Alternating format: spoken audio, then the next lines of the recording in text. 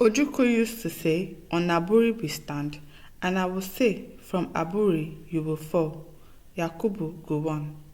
Now to the news in full. A former military head of state, General Yakubu Gowon, retired, during an interview with Daily Trust, spoke on some of his experiences while he was in office, what transpired before and after the Civil War, and restates his belief in a united Nigeria. When he was told to give an account of what transpired between him and Ojukwu in Aburi, Ghana, Yakubu Gowon said, "Well, Ojukwu used to say, 'On Aburi we stand,' and I will say, 'From Aburi you will fall.'"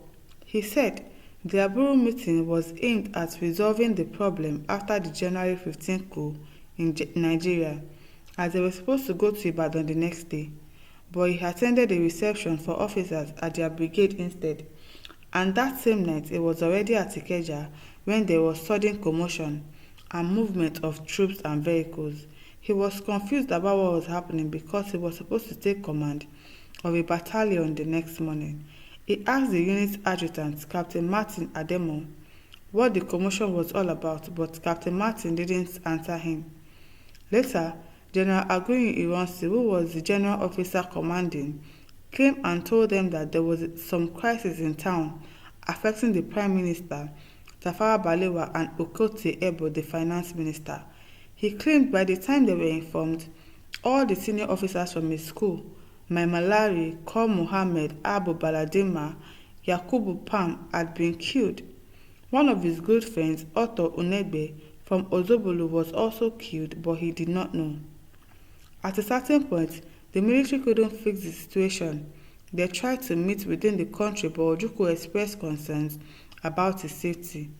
He suggested meetings in the east or the Midwest, which was seen as neutral, since the conflict seems to be between the north and the east. There were plans for them to meet on a British airway plane on a British naval ship. Despite all these efforts by both Nigerians and the British, they eventually agreed to meet in Aburi, Ghana, where the problem started. They went to the meeting in early January, and he thought it was just for them as military officers to come to an agreement. Gowon didn't go with any government officials or advisors, but Ojukwu had a different plan. He brought advisors and a memorandum like a prepared solution to the problem, which felt like a classroom exercise. Ojukwu read from his paper the conditions they wanted. They discussed for 2 days, and the agreement was that he, Gowon, would make a statement on what they agreed upon when they returned to Nigeria. However, he fell sick as soon as they came back to Nigeria, and he could not give the statement as agreed. Ojukwu, on the other hand, made a statement right after returning saying they already agreed to separate. Gowon alleged it was Ojukwu's statement that started confusion, as they never had such agreement. Further talking, he said, "I don't know what version you heard, but in the end, we had to meet in Benin, me and all the governors at the time, to discuss the Aburi agreement and put it in the true context. We invited Ojukwu to be there, but he did not come.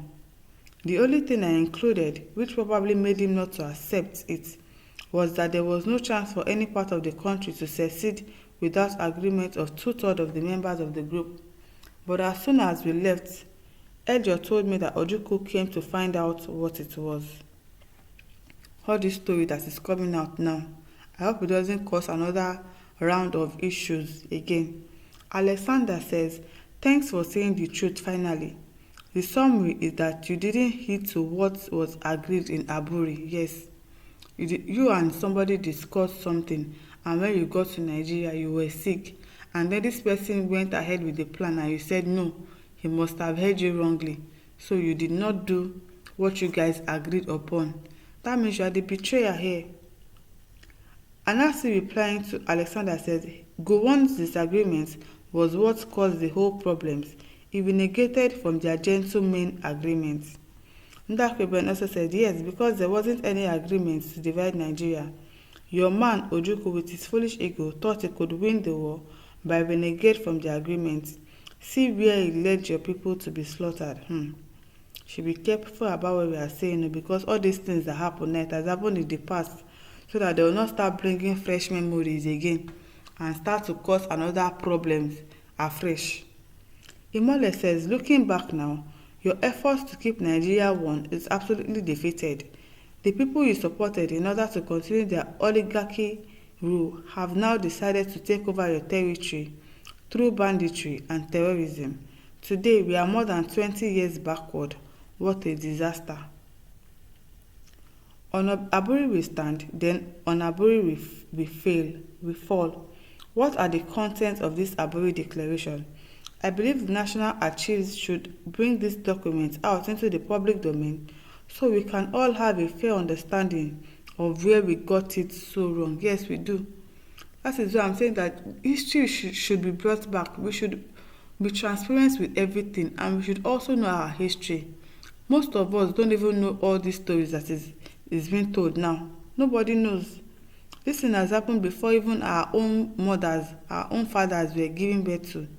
But now we don't know the story because they are removing history from our curriculum. History should be part and parcel of our topic. It should be mandatory. It should not even be a selective course. It should not be for art students. It should be for both science, commercial and art students. Everybody, right from your primary school, should learn history. You agree with Ojukwu there in Aburi, and you are the one who will announce what Aburi's meeting was. On your way to Nigeria, you fall sick and stop to announce the outcome of the meeting you have in a neutral ground, Aburi. You had a meeting here in Nigeria, Benin, and invited Ojukwu, and he failed to come to honor the meeting. Even if I'm the one, I will not come because death is waiting either on the way or in the meeting. Ojukwu is a man. By me reading this message, you are the cause of the civil war. You went on a neutral ground in Aburi and had a meeting, and you failed to accept the outcome because you are having fear. For stopping the meeting at that moment and postpone to another day than otherwise, now you hold a meeting in Nigeria and invited him. He cannot trust the meeting exactly because you guys agreed on something in Aburi. But when you got to Nigeria, you failed to follow through to your agreements, and then you called for another meeting again and you expect him to come. He's also a soldier like you. You must have thought that, okay, maybe you wanted to do something to him. Who knows what you were planning for him, telling him to come to a meeting. That is why he refused to come, because he doesn't trust you. Says, well, my listeners, all this history talk, I hope that most of us know about it, because history now, we don't know about it. Thank God that Gowon is saying it now. He's saying everything out now. So we need to know the what's it called? The criteria, what they had in the meeting, what they agreed, the Aburi agreement that they made, that has caused this whole civil war issue in our country. And then maybe we can start to get it right. Maybe. My listeners, over to you. Leave your thoughts in the comment section. Do not forget to like, to share, and to subscribe. Thank you for listening. See you some other time. Bye.